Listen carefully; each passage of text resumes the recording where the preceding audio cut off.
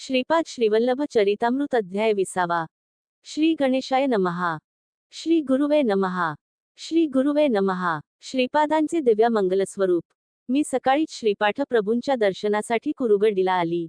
श्रीपादांच्या दिव्य शरीरातून तेजोमय किरण बाहेर पडत असल्याचे मला दिसले. त्यांच्या पाणीदार नेत्रात शांती, करुणा, प्रेम, जान, ज्योती स्वरूपात ओसंडत होते. त्यांच्या सहवासात असणाऱ्या भक्तांना शांती, करुणा, प्रेम, जान यांची काही प्रयास न करता प्राप्ती होत असे. इहलोकात ते एकमेव प्रभुस्तरूप होते. निराकार तत्व साकार होऊन सगुण रूपाने मानवाकार घेऊन डोळ्यासमोर दिसल्याने भी आनंदाने अवविभोर झालो. श्रीपादांच्या अनुग्रहामुळे त्यांच्या जवळ येऊन नमस्कार करण्याचे भाग्य मला लाभले. त्यांच्या मुखाकडे पाहताच एक अलौकिक शांती, वात्सल्य, प्रेम माझ्या अंतरमात व्यापून माझ्या मन, शरीर आणि हृदयास अवर्णनीय आनंदाची अनुभूती झाली. मी श्रीपादांच्या चरणांना अत्यंत श्रद्धाभावाने स्पर्श केला. माझे शरीर त्या स्पर्शीने हलके हलके वाटू लागले. माझ्या डोळ्यातून तेज बाहेर आल्यासारखे वाटले. माझ्या शरीरातील प्रत्येक अवयवातून काळे तेज बाहेर येत होते. त्या तेजाने माणसाचा आकार धारण केला.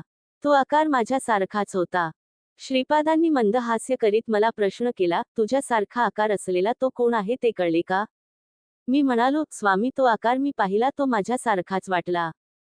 परंतु माझ्या शरीरातून कसा बाहेर आला ते कळले नाही.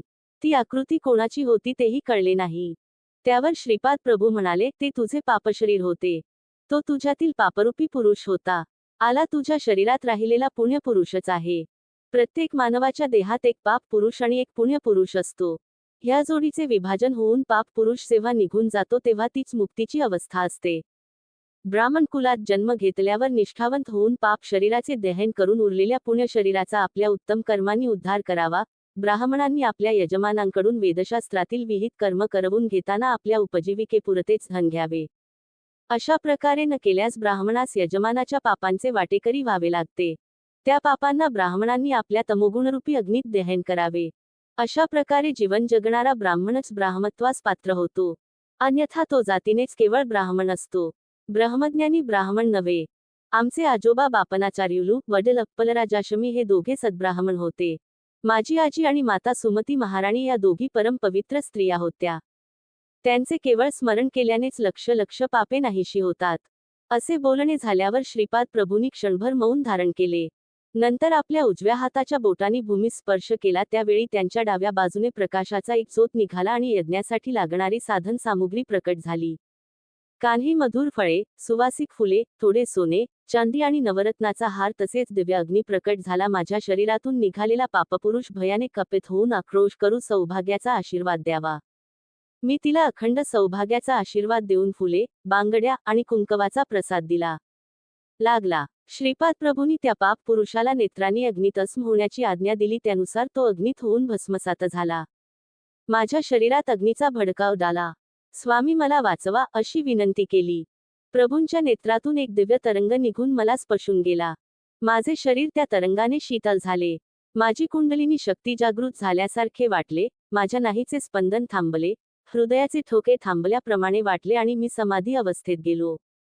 माध्यान्ह काळ झाला होता. त्या दिवशी गुरुवार होता. श्रीपाद स्वामी स्नान आटोपून अकलाच्या मेळाव्यात येऊन बसले होते. भक्तजनांनी समर्पित केलेल्या मिक्षा अन्नाला श्रीपादांनी आपल्या दिव्य हस्तांनी स्पर्श केला. कमंडलूतील जलाने जमलेल्या भक्तांवर प्रोक्षण केले.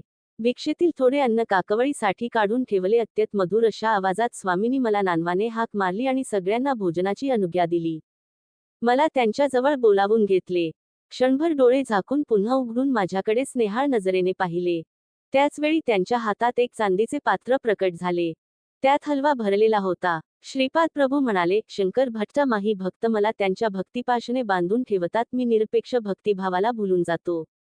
श्रेष्ठींच्या परी त्यांची धर्मपत्नी माझ्यासाठी आवर्जून हलवा करीत असे. मी जेवल्यावरच तिचे समाधान होई. त्यांची नात लक्ष्मी वासंती हिने माझ्या हातात राखी बांधली होती. तिच्या पतीच्या पत्रिकेत अनिष्ट योग असल्याचे एका ज्योतिषाने सांगितले होते.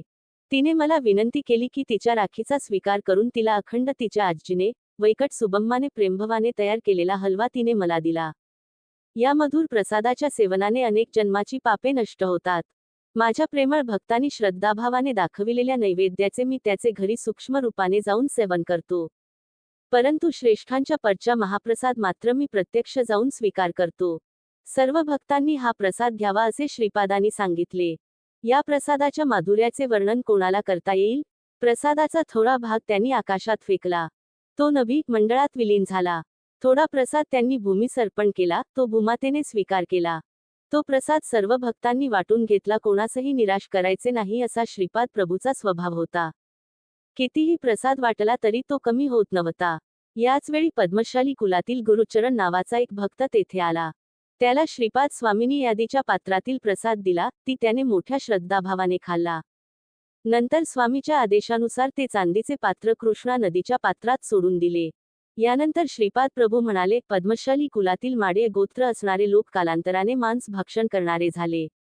माझ्या सान्निध्यात काही कारण नसलेले कार्य कधीच होत नाही. गुरुचरणा, तू कित्येक दिवसांपासून मला नैवेद्य दाखवून श्रीगुरु शरणम, स्वामी शरणम असे नामोच्चारण करीत पवित्र जीवन व्यतीत करीत आहेस. आज तुला श्रीगुरूंच्या करकमलातून महाप्रसाद मिळाला. तुला कळलेले गुरुतत्व या शंकरभट्टास सांग. आम्ही माध्यान्ह समयी योगनिद्रेत असताना मानस संचार करतो. त्यावेळी कोणास दर्शन देत नाही. आमच्या विश्रांतीचा भंग होऊ नये. श्री गुरुचरण कलियुगातील एक महान भक्त होता. त्याला योग मार्गातील अत्युच्च स्थिती प्राप्त झाली होती. त्याला शंकरभट म्हणाला, हे महापुरुषा, गुरुतत्वाचे ज्ञान मला देऊन कृतकृत्य करावे. यावर गुरुचरण म्हणाले, अनंत कोटी ब्रह्मांडात उत्पत्ती, स्थिती आणि लय हे ज्यांच्या केवळ संकल्प मात्रानेच होते, असे श्री दत्तात्रय प्रभू निर्गुण निराकर स्वरूपातून श्रीपाद श्रीवल्लभांच्या स्वरूपात साकार रूपाने अवतरित झाले आहेत. त्यांना साकार समजणे महादोषास्पद आहे. कारण ते साकार रूपात असले तरी निराकारच आहेत. सगुण दिसत असले तरी निर्गुणच आहेत. एका देवतेच्या रूपात दिसल असले तरी सर्व देवता त्यांच्यामध्ये सामावलेल्या आहेत. ते सर्व योगमार्गाचे श्रेष्ठ गुरु आहेत. सृष्टीतील अनेक महर्षींनी आपापल्या साधन वैशिष्ट्याने साक्षात्कार करून घेतलेल्या देवतांचे स्वरूप म्हणजेच श्रीपादांचे दिव्यरूप होय. पूर्वकाळापासून महर्षींना अनेक दिव्य शक्ती प्राप्त होत्या. वशिष्ठ ऋषी हव्ययुक्त यज्ञ करीत असत. विश्वामित्र ऋषी हव्यसामुग्री शिवाय यज्ञ करीत. जमदग्नी ऋषी विश्वामित्र ऋषीचे अनुकरण करीत. आपले श्रीपाद प्रभू सर्व प्रकाराच्या यज्ञांचे समर्थन करीत. कोणतेही कर्म करण्यास अथवा न करण्यास किंवा वेगळ्या पद्धतीने करण्यास त्या कर्माचे आणि मंत्रांचे रहस्य जाणण्यास ते समर्थ होते. श्रीपाद प्रभू सर्व समर्थ असून सर्व कमीचे रहस्य जाणणारे असल्याने त्यांना त्या व्यक्तीच्या आचरणाचे सूक्ष्म ज्ञान होते. बापनायायुलू जरसिंहवमी वैकटप्पया श्रेष्ठी यांना अनेक प्रकारच्या योगाचे ज्ञान होते. सर्व शक्तीमध्ये प्रेमशक्ती सर्वात श्रेष्ठ आहे. या तिघांना श्रीपाद प्रभूची वात्सल्य भक्ती प्राप्त होती. त्यांच्या प्रेमशक्तीमुळे ते स्वामींना आपले इच्छित कार्य सुसंपन्न करण्याचा आग्रह करून ते करवून घेत. श्रीपाद स्वामी सुद्धा त्यांचे कार्य मोठ्या आनंदाने सुसंपन्न करीत असत. श्रीपाद प्रभू प्रत्येक स्त्रीमध्ये आपल्या मातेचे स्वरूप पाहून सहज स्वभाव, सहज वात्सल्याने शिशुप्रमाणे वर्तन करीत. त्या स्त्रिया सुद्धा स्वामीची शिशुरूपातच प्रेमभावाने आराधना करीत. हीच महामाया. योगी आणि वेद्यांनी पुन्हा पुन्हा वर्णन केलेला निर्गुण, निराकार, परब्रह्मरूप दिव्य शिशु पीठिकापुरम या क्षेत्री आपल्या दिव्य लीलांनी सर्वाचे चित्त आकर्षित करीत असे. या शिशुच्या लीलांचे वर्णन करणे अतक्रिय होते. दैतमार्गाने, योग मार्गाने, जान मार्गाने, वेदशास्त्राच्या अध्ययनाने साधना करणाऱ्या साधकांना त्यांच्या मार्गाने श्रीपाद श्रीवल्लभांच्याच कृपेचा लाभ होतो. यानंतर शंकरभटल्या महानक्त श्री गुरुचरणांना म्हणाले, महाराज, आपणास श्रीपाद स्वामीचे प्रथम दर्शन कसे झाले तो कथा प्रसंग सांगून माझा उद्धार करावा. गुरुचरण म्हणाले, हे ब्राह्मणोत्तमा, तुम्ही अत्यंत धन्य आहात. तुम्हाला श्रीपाद प्रभूच्या दिव्य लीलांचे समक्ष दर्शन पूर्वजन्मीच्या सुकृतामुळेच घडले. तुम्हास प्रतिदिन स्वामींच्या करुणा कटाक्षाचा लाभ होतो. मी देवभक्त कुटुंबात जन्मलो. लहानपणापासूनच मी आमचे कुलदैवत श्रीदत्त प्रभूची भक्ती करीत आहे. आमच्या कुटुंबात अनेक आर्थिक समस्या होत्या. मी दत्तात्रेयांची अत्यंत श्रद्धेने आराधना करीत होती, परंतु समस्या कमी होत नव्हत्या. आमच्या गावातील काही लोकांनी मला सल्ला दिला की तुझ्यावर श्रीदत्तात्रेयाची कृपा नाही. तू दुसऱ्या कुलदेवतेची निवड करून त्याची आराधना कर. असे केल्याने तुझे संकटातून निवारण होईल. मी त्यांच्या मतास सहमत होऊन रात्री झोपलो. मला स्वप्नात एक भयंकर कसाई दिसला. तो प्रेमाने शेळ्यांचा सांभाळ करीत असे, परंतु दररोज तो काही शेळ्याचा बळी देत असे. त्याच्या हातातील कोयता पाहून मी अयभीत झालो. तो मेधाप्रमाणे गंभीर स्वरात म्हणाला, मी दत्त आहे. तू कोणत्याही देवदेवलाची आराधना केली तरी त्या स्वरूपात मीच असतो. तू आराधना करणाऱ्या देवास नामरूपाने बदललेस तरी मी बदलणारा नाही. मी तुला कधीच सोडणार नाही. तू माझी छाया आहेस, माझी छाया मला सोडून कशी राहील? समस्त देव देवतांच्या संकल्पांना आणि समस्त कोटी मानव संकल्पना चालविणारा महासंकल्प मीच आहे. भागवत अवतारातील भागवत स्वरूपाला कांती देणारा असा तो ब्रह्म मीच आहे. वाघाच्या तोंडातून एखादा प्राणी सुटू शकेल, परंतु माझ्या हाती आलेला तू मला कधीही सोडून जाऊ शकणार नाहीस. दत्तभक्तांनी सिंहाच्या छाच्याप्रमाणे शूर असावे आणि भित्रेपणा सोडून द्यावा. मी सिंहासारखा आहे. सिंहाच्या पिल्लांना सिंहाजवळ भय नसते, ते त्यांच्या बरोबर मुक्तपणे खेळत असतात. मी या कोयत्याने तुझा वध करीन. तुझे रक्षण करणारा त्रैलोक्यात कोणी नाही. मी अत्यंत भयभीत होऊन ओरडलो आणि त्याच वेळी माझा स्वप्नभंग झाला. घरातील लोक काय झाले असे विचारू लागले. मी त्यांना स्वप्नातील वृत्तांत कथन केला. आमच्या आर्थिक समस्या दिवसेंदिवस अधिकच वाढत होत्या. कोणत्या जन्मात केलेल्या कर्माचे फलस्वरूप ही दरिद्रावस्था आम्हास भोगावी लागत होती ते कळत नव्हते. सकाळ होताच एक हरिदास आमच्या घरासमोर आला. त्याच्या हातात चिपळ्या होत्या. तो हरिनामाचे गायन करीत होता. त्याच्या डोक्यावर तांदुळाचे टोपले होते. हा एक विचित्र हरिदास होता. त्याच्या टोपलीत एक औदुंबराचे रोप होते. तो दारासमोर उभा राहून तांदूळ देता का असे विचारित होता. मी घरात तांदूळ शोधित असताना एक मुठभर कण्या मिळाल्या. त्या कण्यांचा स्वीकार करून तो म्हणाला, महाराज, काल रात्री एका कसायाने गुरुचरण नावाच्या एका दत्तभक्ताची हत्या केली. आश्चर्याची गोष्ट अशी की त्या दत्तभक्ताचे प्राण त्याच्या शरीरातून निघून या औदुंबराच्या रोपाल प्रविष्ट झाले. औदुंबराच्या वृक्षाखाली श्री दत्त प्रभूंचा निवास असतो असे प्रमाण आहे. हे रोप असामान्य आहे. गोदावरी मंडलातील पिठिकापुरम एक महान क्षेत्र आहे. तेथे श्री दत्तात्रेय, श्रीपाद श्रीवल्लभच्या रूपाल वास्तव्य करील आहेत. श्रीपादांच्या आजीच्या औदुंबर वृक्षाचेच हे रोप आहे. हे रोप तुमच्या घरी लावल्यास तुमच्या सर्व कामना पूर्ण होतील. त्या हरिदासाचे वक्तव्य ऐकून मी अमितच झालो. मी म्हणालो, गुरुचरण मीच आहे. माझी हत्या झाली नाही. मी दत्तभक्त आहे. मी स्वप्नात एक कसाई पाहिला होता. तो मला मारून टाकीन असे म्हणाला होता. औदुंबर वृक्ष महिमा. एवढ्यावर हरिदास जोराने हसला आणि म्हणाला, तू म्हणतोस ते खरे का? नाही म्हण. या सृष्टीत असलेल्या अनेक मार्गाचे आदिगुरु म्हणजे दत्तच आहेत. ते भविष्यात पडणाऱ्या पटना जाणतात. त्यांच्या समोर आपण अगदीच शुद्ध असतो. पत्रिकेत अनिष्ट काळ असे जरी दाखविले असले तरी गुरुदेव त्यांच्या शिष्याला घोर असा मानसिक त्रास, घोर अपमान पचविण्याचे सामर्थ्य प्रदान करतात. पीर कष्टातून बाहेर काढून त्याचा कर्मक्षय करून त्याला पुनर्जीवन देतात. तसेच अवतारी पुरुष त्यांच्या आश्रितांचे दुःख दूर करून त्यांच्या व्याधी कमी करून त्यांना पुनर्जन्म प्रदान करतात. दत्तात्रेय प्रभू त्याच्या भक्तांना प्राणशक्ती देऊन त्याचा नित्यनिवास असणाऱ्या औदुंबर वृक्षातून निघणाऱ्या प्राणशक्तीद्वारा आपल्या भक्ताचे रक्षण करतात. अल्पबुद्धीचे साधक मात्र असे समजतात की त्याच्या शरीरातील प्राणशक्तीमुळे ते जीवत आहेत. खरे तर ती प्राणशक्ती औदुंबर वृक्षातून निघून भक्ताचा शरीरव्यवहार उत्तमपणे पार पाडू शकते. भक्त मरणावस्थेत असल्यास त्या क्षणी औदुंबर वृक्षातून निघालेली प्राणशक्ती भक्ताच्या शरीरात प्रतिष्ठित होऊन भक्ताचे आयुष्य थोडे वाढते. ही प्राणशक्ती परिपूर्ण असते, कारण प्रत्येक औदुंबराच्या वृक्षामध्ये सूक्ष्म रूपाने श्री दत्तात्रेय प्रतिष्ठित असतात. हरिदासाने सांगितलेला वृत्तांत आश्चर्यचकित करणारा होता. कृष्णदास नावाचा एक व्यापारी त्या मार्गाने जात होता. मी त्या औदुंबर वृक्षाला मोठ्या प्रेमाने आणि भक्तिभावाने वाढवित होतो. काही दिवस असेच गेले. आमचे एक दूरचे नातेवाईक रेशमी कापडाचा व्यापार करीत असत. ते वृद्ध झाले होते. त्यांना मुलबाळ नव्हते. माझ्यावर त्यांचे प्रेम होते. ते आमच्या घरात वास्तव्याला होते. त्यांनी थोडे धन देऊन रेशमी कपड्याचा व्यापार करण्यास सांगितले. ते सुद्धा आमच्या घरी असलेल्या औदुंबराच्या वृक्षास भक्तिभावाने प्रदक्षिणा घालून श्रीदत्त प्रभूची आराधना करीत. आमच्या घरी कोणतीही आपत्ती अथवा संकट आले असता आम्ही औदुंबराला प्रदक्षिणा घालून आमचे दुःख निवारण करण्यास सांगत असू. आमच्या याचना दत्त प्रभूंना कळत असत. आमची संकटे दत्तकृपेने दूर होत होती. श्रीदत्त प्रभूंना नवल केला असता तो औदुंबराच्या वृक्षाकडून पूर्ण होत असे. औदुंबराच्या वृक्षाची सेवा करणे दत्त भक्तांचा महत्वाचा विधी होता. घरात औदुंबराचे झाड असणे म्हणजे साक्षात दत्तात्रेयच परात असल्यासारखे होते. औदुंबराचा महिमा वर्णनावा तितका कमीच. पाप कमांचे फलस्वरूप काटेरी वृक्षाचा जन्म. मी माझ्या व्यापाराच्या निमित्ताने आंध्र प्रदेशात असताना माझ्या भाग्याने पौठिकापुरम क्षेत्री येऊन पोहोचलो. श्री बापनाचार्युलूचे घर शोधून काढले त्यावेळी श्रीपाद प्रभू चापनाचार्युलू बरोबर अंगणात बसले होते. त्यांच्या अंगणात एक काट्याचे झाड होते. त्या झाडाला श्रीपाद प्रभू मोठ्या श्रद्धाभावाने प्रतिदिन पाणी घालीत असत. बापनाचार्युलू श्रीपादांना म्हणाले, हे काट्याचे झाड तुला एवढे प्रिय का आहे? संजीवनी वृक्षाचे रोप असते तर त्यावर प्रीती करणे योग्य झाले असते.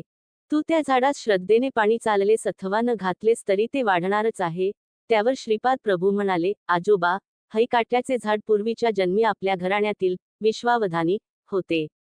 स्वयंभू दत्तात्रेय बाधनाचार्युलूच्या नातवाच्या रूपाने अवतरित झाले आहेत. केवढे हे आश्चर्य. परंतु विश्वावधानी आजोबा परिहासाने म्हणत, केवढा हा देवद्रोह.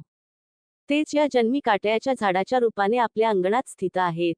मी, आई, मोठे भाऊ श्री विद्याधरी, राधा, सुरेखा, व्यंकट सुब्बया श्रेष्ठीच्या घरी आणि नरसिंह वर्माच्या घरी मोठ्या प्रेमभावाने जेवण करील असू. हे आमचे वर्तन विश्वावधानी आजोबांना मुळीच आवडत नसे. ते क्रोधाने म्हणत, मल्लादी आणि मंदकोटा या दोन कुटुंबातील धर्मभ्रष्ट करणाऱ्यांना ब्राह्मण समाजातून बहिष्कृत करा.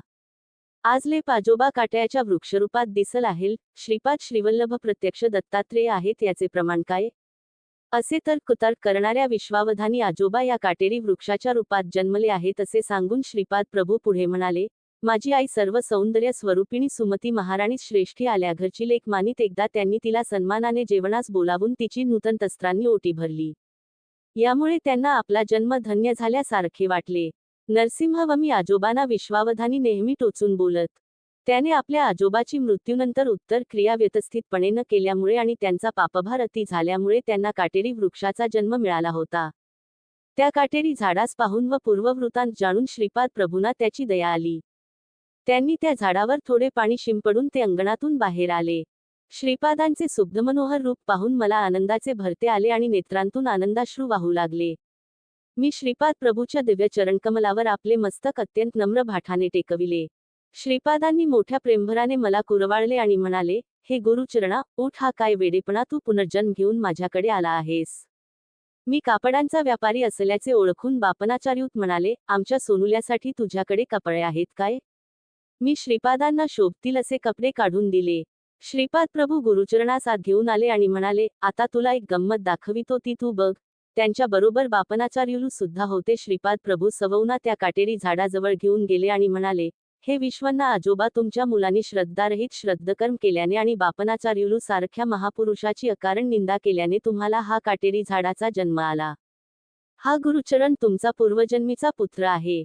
याच्या हातून श्रद्धापूर्ण भावाने मी आपले उत्तर कर्म करवून घेईन, यासाठी तुमची संमती आहे ना? हे प्रभूचे तक्तव्य ऐकून आम्ही सगळे आश्चर्यचकित झालो. त्या काटेरी झाडास आच्छादलेला विश्वावधानीचा प्रेतात्मा म्हणाला, यापेक्षा मोठे भाग्य ते कोणते? श्रीपादांनी गुरुचरणास ते काटेरी झाड उपटून काढून त्यास अग्नी देण्यास सांगितले. गुरुधरणाने श्रीपाद प्रभूंच्या सांगण्याप्रमाणे ते काटेरी झाड उपटून त्याचे दहन केले व नंतर स्नान केले. स्नानानंतर प्रभूंनी त्यास विभूती लावण्यास सांगितले. यावेळी श्रीपाद म्हणाले, भगवान शिव जे भस्म धारण करतात ते महायोगी, महान तपस्वी, महान भक्त, महान सिद्ध पुरुष यांच्या मृत्यूनंतर त्यांच्या शरीराच्या दहनाची पवित्र विभूती असते. शिवप्रभूच्या तेजोमय वलयात हे महात्मे ऐक्य स्थितीत विश्राम करतात. वानर, सर्प, गाय या पशूंची न कळत आपल्या हातून हत्या झाल्यास त्यांची न चुकता उत्तर क्रिया करावी. त्यांचे श्रद्धापूर्वक दहन करून अन्नदान करावे. मंत्रपूर्वक करण्याचा कोणताही विधी करण्याची आवश्यकता येथे नाही. आपल्या पूर्वऋणानुबंधाने कोणत्या जीवाची न कळत हत्या झाल्यास त्याचे श्रद्धापूर्वक दहन करावे. असे केल्याने पापकर्माचा नाश होतो आणि त्या प्राण्यांना सद्गती मिळते. पूर्वकाळात गौतम नावाचे एक महर्षी होते. त्याची पत्नी अहल्या एक महान पतिव्रता स्त्री होती. ते विश्वशांतीसाठी कोटी कमलाने यज्ञ केला होता. गौतम महर्षी आपल्या तपोबलाने घरासमोर अन्नधान्याचे पीक उगवित असत. मानवाला आहाराशिवाय जीवन जगणे शक्य नाही. महर्षी गोधनाची सुद्धा वृद्धी करीत, तसेच गोअमृतासारख्या पदार्थांची निर्मिती करीत. श्रीपाद प्रभू पुढे म्हणाले, यज्ञयाज्ञ केल्यास विश्वनियंता, देवता आणि मानव यांच्या परस्पर सहकार्याने चालणारे जीवन निरर्थक होऊन धर्माला ग्लानी येते. माया निवारणासाठी, गोहत्येचे पातक निवारण्यासाठी गोदावरी नदी गौतम ऋषीच्या सहाय्याने अवतरित झाली. त्यांच्या या महान कार्यासाठी सारा जन समुदाय त्याचा अत्यंत ऋणी आहे. विश्वावधानी हा गौतम गोत्रातीलच होता, परंतु त्याचा संबंध या गोत्रात जन्म घेण्यापुरताच होता.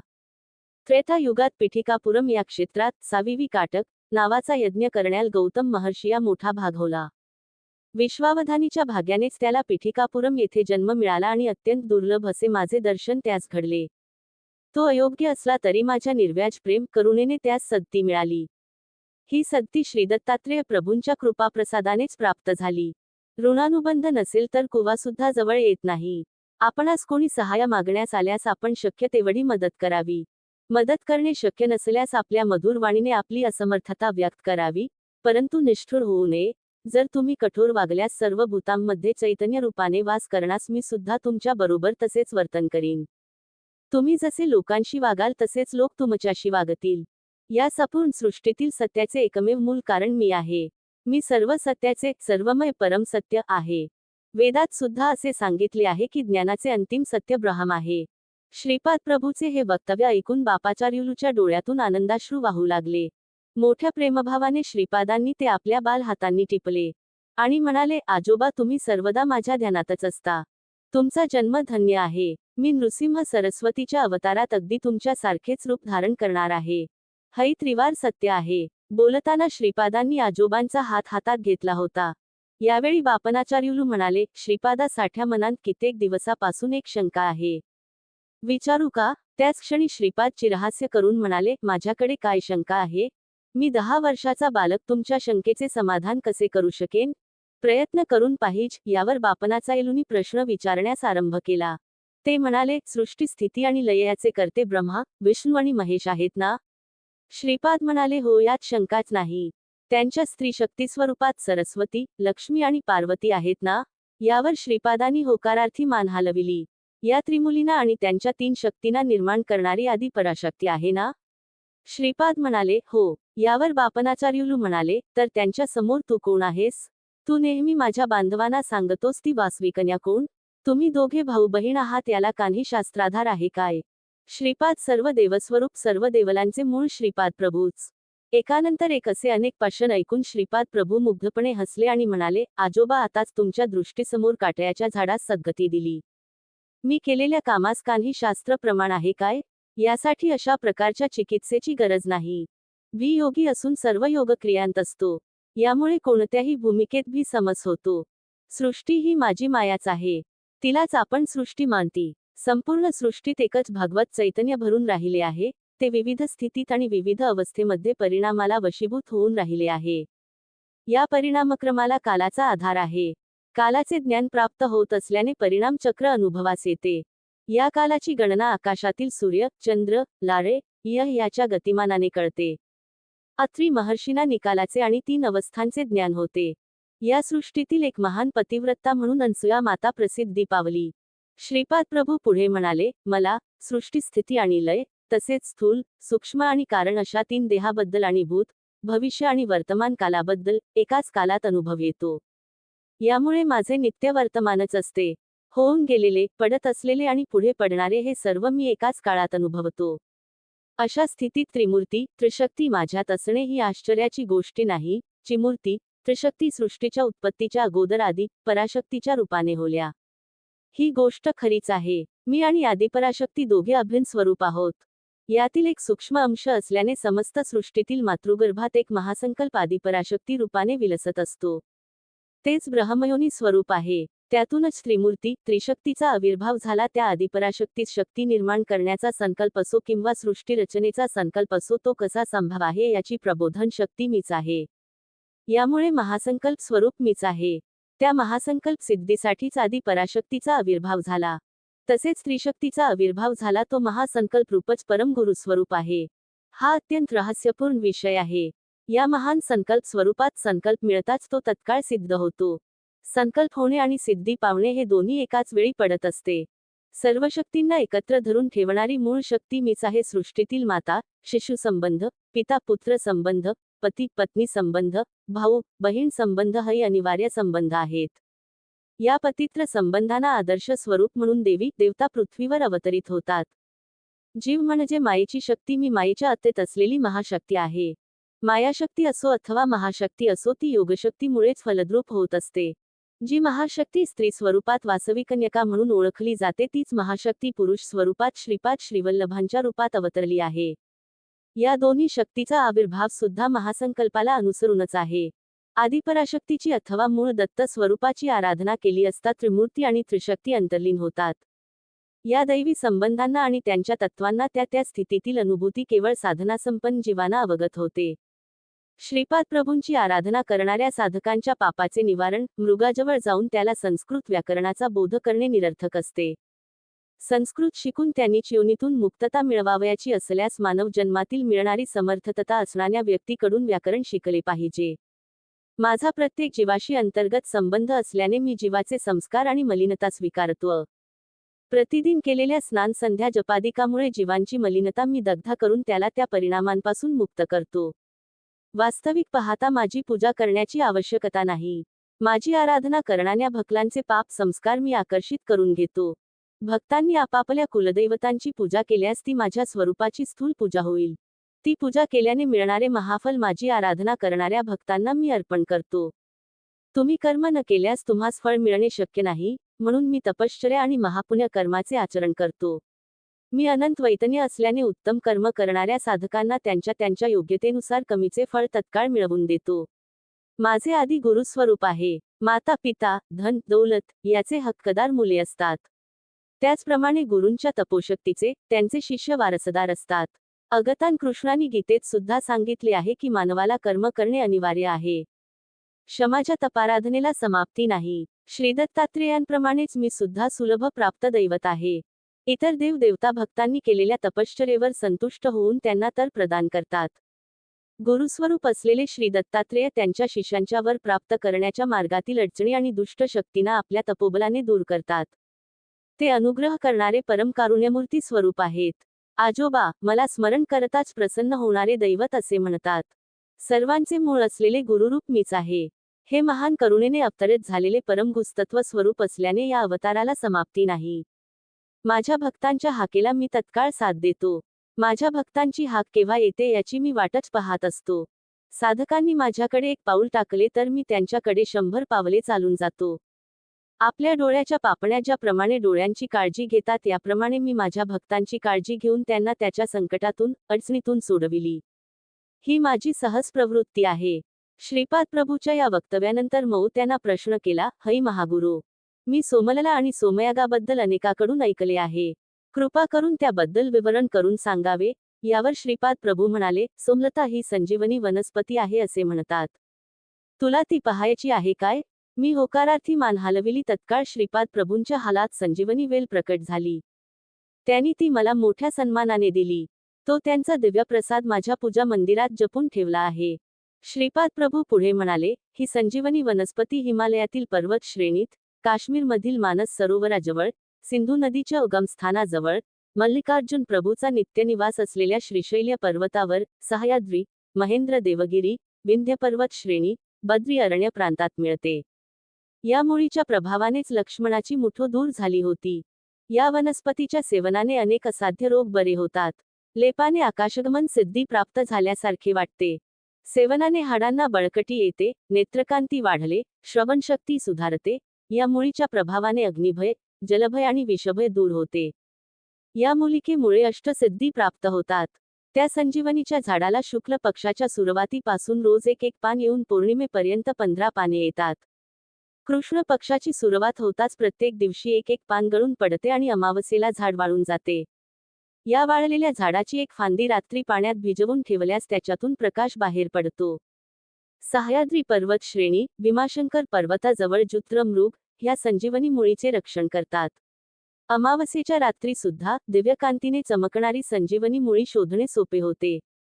श्रीपाद प्रभू पुढे म्हणाले, हे गुरुचरणा, याप्रमाणे 24 प्रकारच्या दिव्य औषधी मुळी आहेत.